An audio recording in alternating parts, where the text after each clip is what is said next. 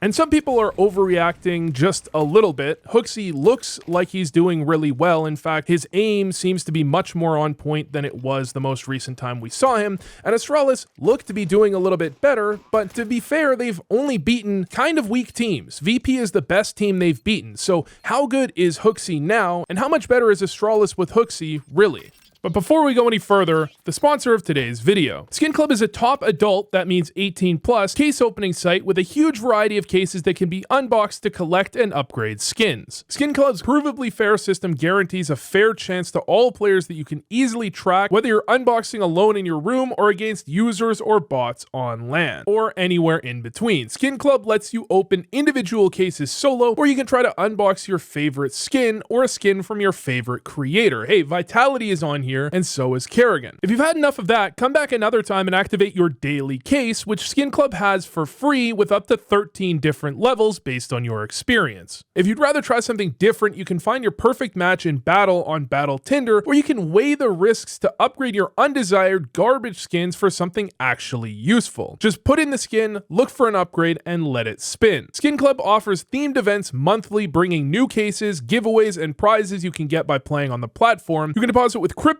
card, or the skin sitting in limbo that you never touch. Make sure to check out the link in the description for a 7% deposit bonus. Astralis beat Audic, they beat Pain with their coach standing in, they lost to Spirit without getting 10 rounds on either map. I do think Astralis just generally look better, they seem to be slightly on better pages, but at the same time it's easy to get hyped over one event when I do see still a lot of the same problems from Astralis that we've seen from them for a while, in that they aren't necessarily consistently on the same page. They are having spots where it feels like players don't necessarily play towards their win condition, and the unfortunate reality that we saw when Astralis played against Spirit, that Stound seems to struggle against teams that have just better aimers in general. Against a lot of teams, VP included, I think Stound did quite well, and Astralis generally do have a lot of things going for them. Even when they had things go wrong, they did manage to just barely push it over the edge, and some of that was actually on HOOXI. But unfortunately, one of the things they couldn't do for pretty much the majority of this series was convert a pistol round win.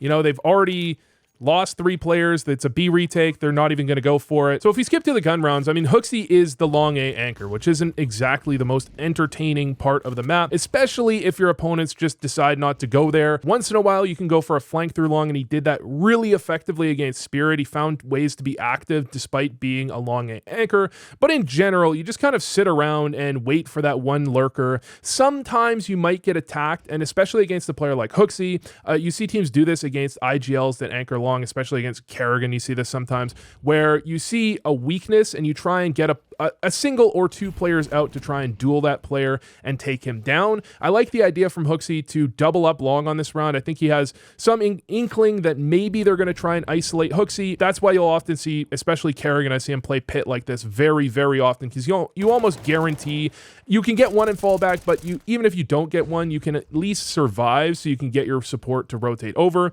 In this case, HOOXI gets one, Device gets the second, and then HOOXI really should be aware of the flank coming in, but he dies in the side, and then the round's basically over. And I mean, this is classic VP, where they pop out long with 15 seconds left on the clock. Someone said, I can't remember, I think it might have been Steel, that it looks like VP they get paid by the minute in the server with the way they're playing. Because it's not even classic VP, where you would see with Jame, they would go for some aggressive opening plays, get the opper, like they might take mid-doors control and then just post up on the retake for a long time, because your opponents eventually are going to go for that retake. It's like very common. They can't play without that map control the whole map. They might go for the retake, and then you get a free kill, and then you have an advantage on the map. But sometimes with VP now, it just feels like they're wasting time doing nothing. They're just playing slow just to play slow, just because they want to. In this case, they do get short by about 1:05, which is kind of what you're expecting. I think that's a fairly standard time, even if your opponents aren't throwing a lot of utility in that direction or trying to hold on to it with much going on. you still need to be careful. You still need to be safe with the way you take it. Some good counter utility from Astralis delays a lot of these smokes, which actually will end up helping them in the future. And then it just ends up being this drop into CT spawn from Electronic into a B hit. Stare is going to make first contact. Right after that contact, Yabi peeks, and right after that, and this is the coordination you like to see from Astralis, you like to see this kind of uptick where they all fight together. As soon as that first contact is made, because of the delay on those smokes, it seemed like a nothing burger that they threw those mollies, and those mollies didn't really stop Electronic from dropping safely, but it did mean that as soon as that contact B was made, they were able to drop immediately into CT. The smokes were already gone. They wouldn't have been otherwise, and they can all fight together. Definite reality with Astralis is that although they do look a little bit better, one of the things that I felt like with Cadian is that they look generally okay, but then they just weren't on the same page. And it's going to take HOOXI a little bit of time, I think, to remedy that. Even if he is going to remedy that, even if he is the solution, it's going to take a bit of time before Astralis stop having these problems where they're just not playing together as a team, they're missing timings, those types of things. And I'll show you several cases of that, but this is going to be a 5v3. I think it might actually be a 5v2 that Astralis will lose, and it's not lost in like the worst way possible, but still there's no good way to lose a 5v2. So initially, I mean, you have Icy walkout mid, Device gets that kill, Device actually turns it into a second kill because Device is Device, even if he's not peak Device anymore, if he's not at the peak of his powers, he's still one of the better players in the world, definitely the best Danish player at the moment, and when he shows up, he does a really good job. So now they're 5v2. Dust 2 is a map where it can be a little tough if that type of play happens. You really want that op to be holding car for this reason, but Device is already in middle. They didn't initially have an op, so you just kind of have to have that rifler holding towards here. And I mean, they could have had Device try and pivot back over, but then B is kind of a weakness. You're also, if you pivot back over, then you have to have Yabi has to stay outside of B, he has to cover that middle, and he could end up just taking an aim duel, which is not really what you want. Really what you need from Stown is Stown to either get a kill or at least delay for a second, because if Stown just survives for a second, HOOXI can flash behind him, and if he can flash behind him, he can kind of get Stown a kill for free. Instead, Stown gets no kills, and then on the rotate, I mean, you were fully committed. Like, Fame is completely alone. If there was a second player on A, they would just be completely screwed. But then, just this duel where, I mean, one of these players has to get that kill. I feel like Stown or Yabi really just is supposed to get a kill there. They're double peeking the guy towards top mid. The timing wasn't perfect, but at the same time that they didn't get punished for that. They got punished for the fact that they just missed.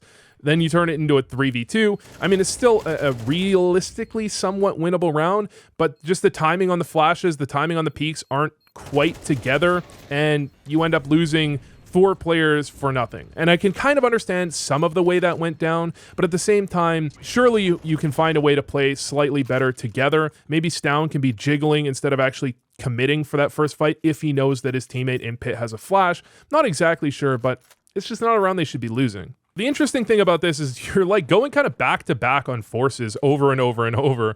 And you have this round where HOOXI's going to be completely alone on long with a 5-7. Completely alone. This is where you want HOOXI. In fact, the tons take from Astralis kind of prompts, I think, this long control from VP. They want to go for the long play because they know it should be relatively weak. Now, HOOXI does a good job of the timing of that smoke. It really delays VP at a crucial timing. He gets himself in a great position, and I think it looks like Electronic saw him, like if you're just looking at it from this POV, but I think Electronic actually obviously didn't see him, but HOOXI saw Electronic. That's what makes this spot really strong, because you have to be committed out really to see players on either side. That's why it's one of the better angles. And rather than playing it crouched behind the barrel, where people sometimes kind of pre-aim that at this point, even though, you know, it's tough to gamble, it's like a gamble, but some people sometimes pre-aim that. He plays it as a jiggle play.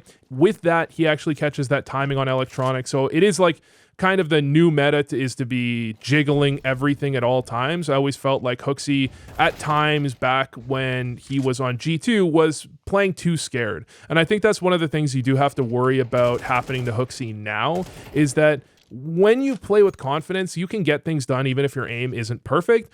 But a lot of the criticisms that people from G2 had was that HOOXI would get too down on himself. And if there is a reality where they play a top team and they could have won, but HOOXI just has an off game, then he could just turn back into the same kind of like playing a little too scared.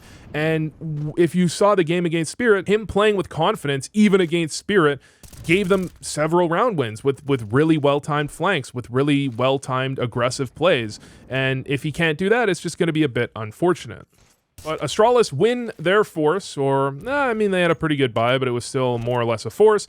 And go into the following round, huge chunk damage nade directly onto like 3 or 4 members of VP. They have a terrible buy here, 2 P250s, 3 rifles. Electronic takes a shot with the P250, I think maybe trying to make it look like it's just a full pistol situation. You can see the round from Astralis, they're trying to fight over middle. You see a lot of teams actually, when they know they're playing against kind of a weaker buy, they will actually play that double lower tunnels, or they'll play like 1 lower tunnels, 1 on short, because when you give up too much control of the map, and I'll show you what this looks like later, but if you give up too much control of the map, it can really, you can quickly crumble because you're kind of just guessing where your opponents are going to be, and then 1 death can turn the round in the wrong direction. But this is one where, I mean, Stair just misses. Stair misses the first player, overcommits to continuing to fight for the second player when they swing. I think once you miss that first player, you kind of just have to back up. And so he dies, and that's the initial rotator, right? That's going to be the first rotate over to A, which you really would like to survive, especially if HOOXI is playing long with an MP9 and he just doesn't have any utility. I mean, his MP9 nade, he actually gets the rotate because he clears out long doors. He gets the rotate in time. He does not, he should be getting a kill there. I mean, realistically, he gets lots of shots off to potentially find the frag, but then he's worried about the flank and they just get completely destroyed. If he had a flash, that would be a much more reasonable situation to be in. But I think the buy from Astralis, I mean, they didn't win the previous round all that cleanly, so I'm not sure if they had the ability to get him an extra flash, because I'm sure he used 1 or 2 to take long. Still, that's another round where both teams just can't seem to beat a force buy. So skipping over a lot, but I wanted to focus more on the T side, especially the overtime, because there will be some CT side rounds on the overtime that are a little more interesting. But it's actually a really interesting round from Astralis here that they managed to lose. So initially you get Device out long. There's actually a scout shot taken, but he still takes this risk and crosses anyways, which gets him into a really interesting spot. And although the timing is close, I'm pretty certain that nobody spotted Device cross. You also have the clear in tunnels, so it's not like they're fully committed to an A play, but they do decide to go for the A play afterwards off of the short control. Now, one of the reasons you do see teams, even on anti-ecos, even against force buys, take mid control and clear out close mid doors is for this exact reason. Because if you have that information in mid, you can spot if they're stacking towards A sometimes. You can kind of sniff out if B is quite weak. You get a lot of information when you have mid control. Otherwise, you end up in this spot where you can kind of gamble this A side. Now, the timings have to be really, really precise because, I mean, you as VP, you could just be getting completely unlucky here. This could be Device in this corner and 2 other players long, 3 other players long, and you just get completely destroyed. And if Device spots all of this, you could even see Astralis, if the timing isn't right, they could actually just jump out mid and go mid to B immediately, or just go tunnels to B immediately and know they're only running into a maximum of 1 player. Because they exec out at the same time, it's honestly kind of unlucky. I mean, they're not hitting shots that they should, and Stair, I feel like, really is struggling to get trade kills he should be getting. They're not hitting shots the way they often could or would, but at the same time, they're also running into 5 players on the angle, and that's not the easiest. And they did have some utility to work with while doing so. It's not like it was like just a dry swing, but at the same time, it's tough to say what the actual problem was. You know, it would be nice if I saw them take out mid doors and just clear that out and then kind of look around and check if there's some sort of stack going on. But at the same time, you already did hear a scout take a shot at long, and then Device crossed over long dry and didn't see that scout. So where's the most likely place for the scout to be? He's either going to be on short or he's going to be mid. And if you clear out short and he's not there, it's pretty, it's like almost unreasonable to expect that the A site is being stacked I mean, just think about it. Like, you have a scout and you're stacking A and the scout isn't watching pit. That seems kind of unbelievable. But at the same time, the scout was watching pit. He just took a little break in between and Device crossed over in that timing. But you have Astralis on the force and they're going to end up walking out mid. And this is why you see teams so often, they'll get aggressive against pistols, even going into lower tunnels against the force buy. It's because if you give up control, you end up in a really awkward spot where there's going to be a weakness. Like, Electronic could be in CT, but then he could just get 1D'd at some range and he could be in a weak spot. I think the biggest problem for VP here is really just the setup they're in. The setup they're in on B just is very confusing, and the communication is quite slow. I mean, you get a little bit timing here if you're Flint. I mean, obviously you get timing, but at the same time, Fame never turns. And they're just in really awkward positions to hold B. That being said, even if they go 2 for 2, right, they're still most likely going to end up with VP saving. So it's not like going 0 for 2 is the only reason they lose that round. I just feel like the setup they're in is kind of odd. It really feels like one where maybe the B players were expecting that Electronic was actually covering CT spawn because they had to like rush to pivot to cover that mid play in the middle of the round when they could have been in a slightly different setup to cover that, to actually worry about mid themselves. But still, 9-6. Astralis obviously behind, but they're not completely out of it, especially if you look at the money in the hands of VP at the moment. They have 2 MP9s, Scout, 2 M4s. Although if you lose this round as Astralis, you're probably not going to have too much of an opportunity to win the game without something going terribly wrong for VP.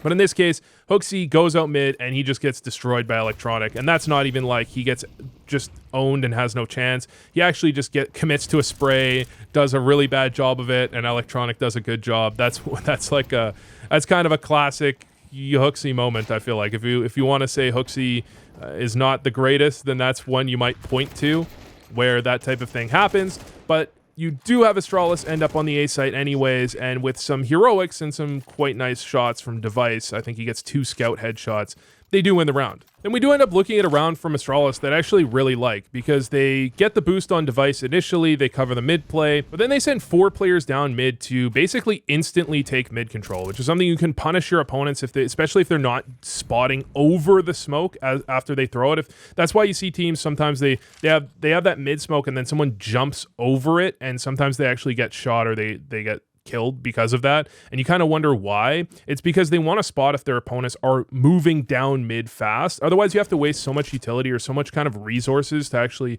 worry about the potential of a fast cat play or a fast out mid doors play. So you don't have that from VP. Astralis goes fast down middle and they actually push Flit into this situation. And now if you look at the map control VP have, they have absolutely nothing. And so you kind of, as Astralis, you can wait for these re-aggressions expecting them to need to take some control back. In this case, VP actually don't do any re-aggressions. They try and stay stuck in with no map control, which means in this case, they're going to end up having to overreact to an A hit if they're not just committed to the idea that if they go A, we lose. So there's the double smokes out, and immediately you have the tons push, immediately walks into 2 players that are just completely ready for that. And then actually, even with 25 seconds left, it does feel like Astralis have all the time in the world, especially after Icy misses that nade, to make their hit happen. So even though they get mollied off at some point here, they're still not in this huge rush to try and take control of the site. They can line things up with really good timing. Stair makes his way up to the doors just as they come out tunnels. And again, although the time was low on the clock, I actually think that unlike a couple of rounds from VP in the first half, Astralis used the time on the clock in really effective ways and tried to push their opponents into making a mistake. Now, VP didn't necessarily make a mistake in that they didn't give away a free kill on trying to re-aggress, but still, they had to overreact because of that lack of map control, and that's what cost them the round, even though Astralis hit into the stacked bomb site.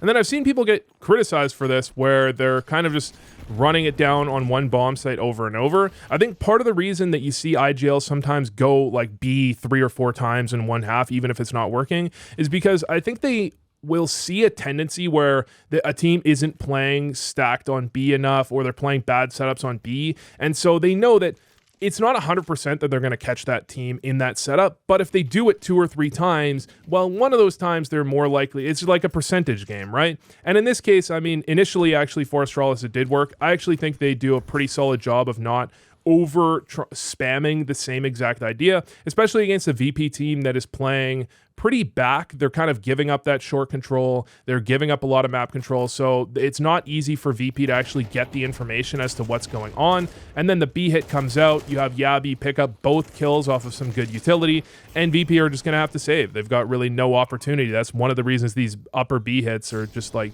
from tunnels B hits are so popular recently. So Astralis actually win an anti-eco to be the first team to hit match point or game point, as this is map 1.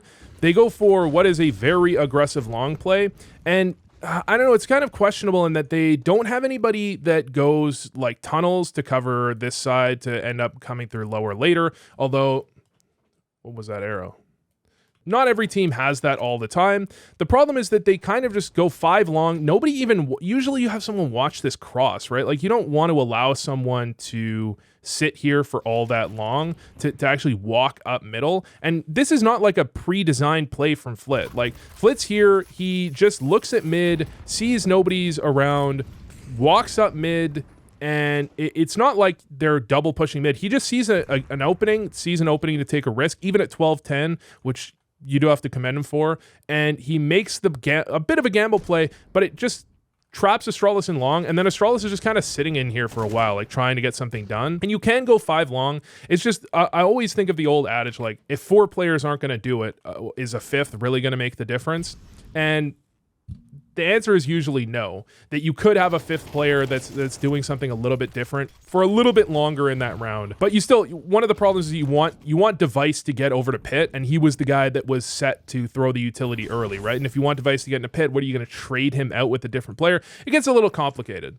Still, that means VP can be 5 stacked on A, well, 4 this time around. They know the play that's coming out, and Astralis really doesn't have any real opportunity to go back around. They still do a really good job with their utility. I mean, they turn it into a 5v3, and then they get kind of unlucky on this one because Icy is going to get hit with a molly, so the molly doesn't blow up. It pops in the air, which means you can have Icy comfortable fighting. You have Flit rotate in, fighting as well. If that molly blows up, you might not end up with an obvious round win, but it might end up into something like a 2v2 or at least a 1v2 instead of a 1v3. Kind of just a little bit unlucky on that one, but at the same time, I'm not sure I'm a huge fan of the strat design. Still, it means after this failed Device 1v3, it is going to end up in OT, and this is actually wild. Device gets dunked with 2 nades, otherwise he'd be on nearly full HP, hits a really nice shot on Flammus to turn it into a 1v1, and then Flit is, I mean, this is kind of uncomfortable for both players. Device comes very close to winning that, though, which would have been incredible. Instead, we end up in overtime. And by the way, HOOXI, a 2nd fraggy. But just in general, I mean, this is the type of thing I'm talking about when it comes to Astralis. Yabi jumps across, gets spotted, takes a second. Like, if you immediately jump back, I think you can get out of there safely, but he doesn't notice immediately, is all the way in the corner, and then he realizes, and then he jumps across, so Icy just gets the free kill. Like, that's just one of those ones. What is up with Electronic's hands, man? Oh my god. That's one of those ones that's a little bit on the odd side, we'll say. But that's actually, Yabi was going into that position. That's the same position he was in one of the first rounds I showed of the half, where they ended up going back for a B play. In this case, Yabi ends up dying. They end up going for the short play. Looking like that was the plan from the beginning, but Electronic with the fast flank essentially shuts this down entirely. Just kidding. Somehow, Stare and HOOXI are about to win a 2v5. A 2v5. And not by getting all the kills. So they're basically screwed here. I mean, Stare has 38 HP. They do have a little bit of timing on that smoke, so they want to try and make something happen towards ramp before that smoke goes down. But it's VP are making this very hard for them to do, right? They're making it very complicated. The problem is VP are taking so long, they don't have time to defuse the bomb. And that's just crazy. And that brings us into where HOOXI has some heroics. Now, I want to credit HOOXI as much as possible, but I'm still not completely sold on this Astralis yet. Again, I actually think HOOXI does a pretty good job of setting up a system in general with his teams, and I think I would have expected much more from Astralis with HOOXI than with Cadian, but at the same time, this is one where Electronic just doesn't clear the angle. Electronic just walks out, not even considering the possibility that HOOXI could be on the wall there, or Pit. He just assumes he's in a different position, ends up dying. And that's one where, I mean, like I said, one of the things you have to worry about with non-fragging IGLs is they get isolated as the long anchor, and sometimes that can be a problem. I don't know really what Electronic was doing there, but it ends up VP losing the round. And then we have the true HOOXI heroics, because HOOXI actually ends up being the A player, and Device holds along with the op.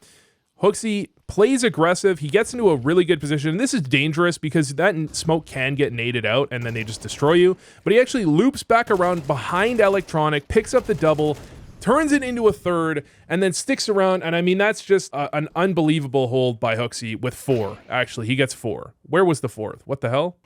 1. Oh, does he double? Oh, he accidentally kills Fame at the same time.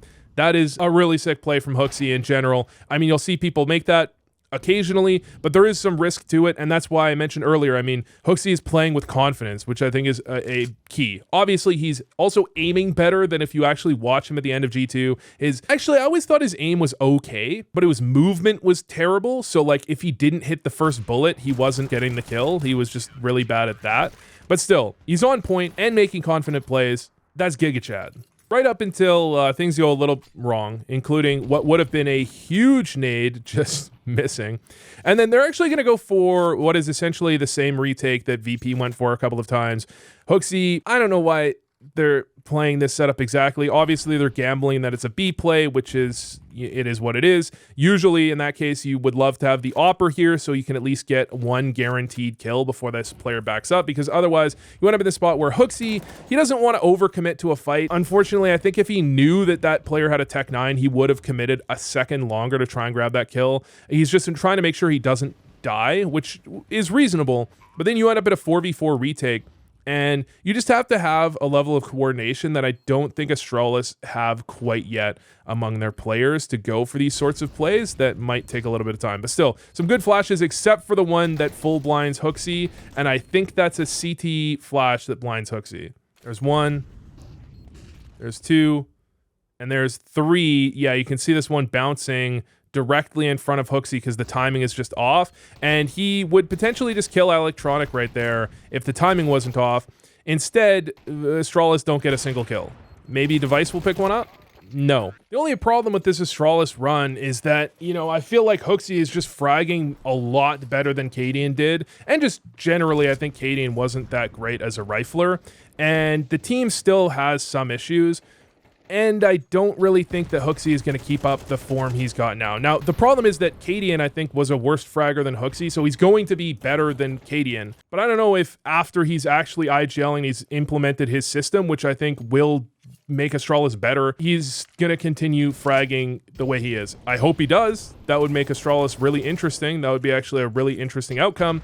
But we'll see if that continues to be the case. Still, 18-17, final round of the game. They actually take a ton of chip damage early, plus VP kind of has a decent idea what they're doing. HOOXI can't get the initial kill. Stown goes 1 for 1, and then you end up with a 2v3, or a 3v4 rather, where you have 2 Tech 9s, 1 very injured player.